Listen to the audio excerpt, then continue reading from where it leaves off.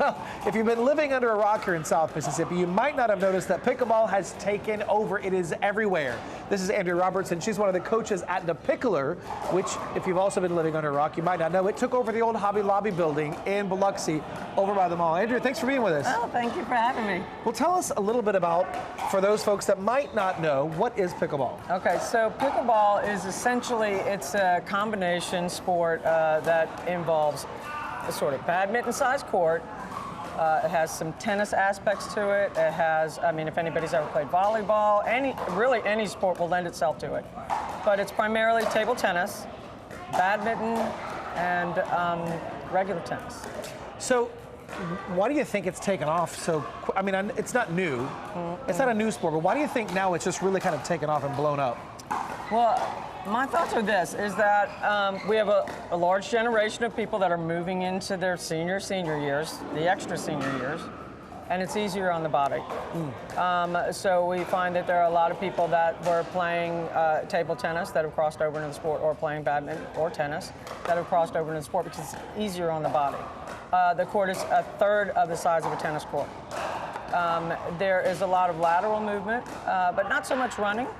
And there's all ages that are playing and all skill levels that play. And even if you don't even have a sports background, you can play this sport and be very successful at it. But we probably shouldn't confuse the fact with it being easy, because it doesn't look like it's an easy sport. Well, I take it back. It might look like an easy sport to play, but you're telling me it's not?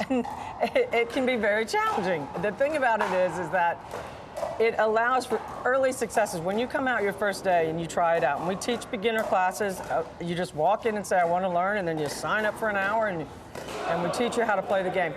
The thing about it is that there's some aspects of it that are very easy, but as you move in the sport and you start taking clinics or taking private lessons or whatever, and you want to elevate your level of play, there's a lot of strategies that are part of it that come in, and the play gets a little trickier as you move into the higher levels. Or, if you move like a 15-year-old, for example. For those of us that are older, myself included, it's, you find the happy medium. And it's a very, very social sport. So we're not all in our phones, and, you have to be here in person, and you interact with people in person. And so it's something that I think society's kind of moved away from, because there's so much, we live in such a digital age. I personally think also because of the amount of successes that you have the first time you step on a court, that's what you get in, you start playing, you have successes, and then you might hit a ball in the net or whatever, and like, I can be better at this.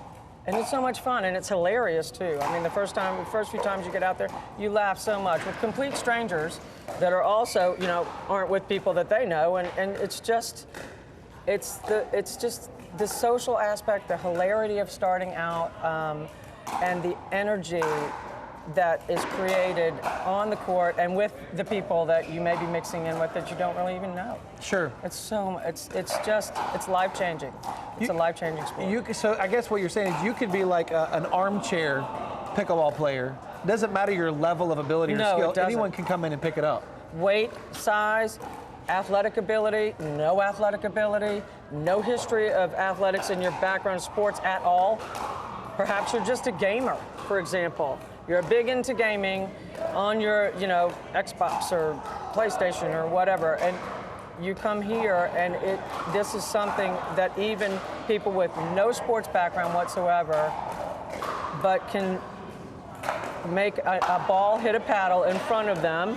It becomes easy, and you see success immediately. Sure. And because of those successes, you know that it's can only get better from there. Do you know what I mean? Well, I'm not dressed extremely well for this, but I think I should probably give it a try. Absolutely, come on. All right, let's do it. All right. Okay, so we're gonna serve. The serving team stays behind the line. Okay. All right. And the receiving team of the game has one man at the net already. So after Miss Rose hits that ball, she's going to come up to the line. Their objective is to keep us back, and our objective is to get up to that line as well. And as soon as you serve it, we can go up. Here we go. Got it.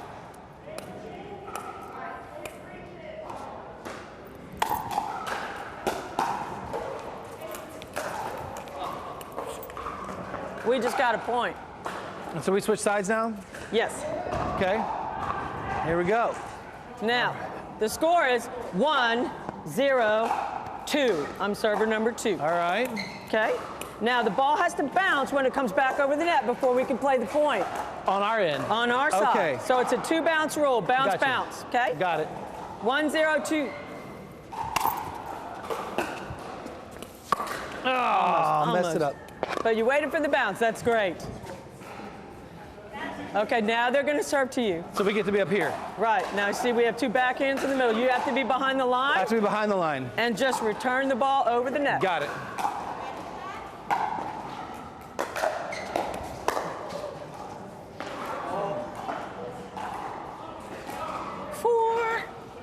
Yeah. Do I yell 4? All right, now you're up at the line. Now keep in mind, this area is called the non-volley zone. Right. So you cannot volley the ball out of the air before a bounce and step into this area. So I still have to let it bounce? You no, you don't. If you're going to step into this area, it has to bounce. Is this called the kitchen? This is also called the kitchen. Okay, That's the nickname. I know the kitchen. But this is non-volley zone area is the proper name by referee. And so we like to remind beginners to call it the non-volley zone so that you remember not to volley the ball and go into the area. So if I hit it, I have to stay in front You have to stay behind the line, correct. Okay. All right, here we go. You ready? Yes.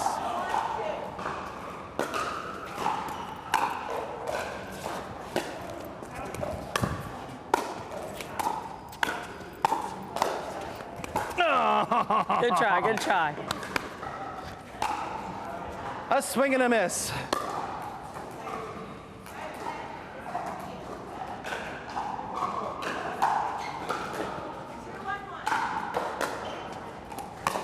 Good, good, good, good. You. She hit it, good shot. All right, start serve. Okay. Tap paddles, good game. Good game, good game, good game. All right, so that's pickleball. Yeah. In a nutshell. In a nutshell. There's a lot more to it. A lot more. We just kind of got the beginning stages of it. But the thing about the game is that it has its simplicity, and because of that, there's great successes in the beginning, and it's a lot of fun. It felt good. I will say I got really into like the wrist, and the more I would just use the wrist, the further it would go. Of course. So you have to be careful with that. And your grip strength, how tightly you're holding the paddle matters That's a piece too. of it. Yeah. So there's all kinds of components, and we teach lessons for free. If you want to come learn the sport, just come in and we'll teach you. That's right. Listen, the old Hobby Lobby building in Biloxi by Edgewater Mall. It's called the Picklr. Come on down. You see the information there at the bottom of your screen. You see the phone number. You see the address. Give them a call. They're happy to teach you how to play the game, how to play the sport. And we provide everything. There you go. Come on down.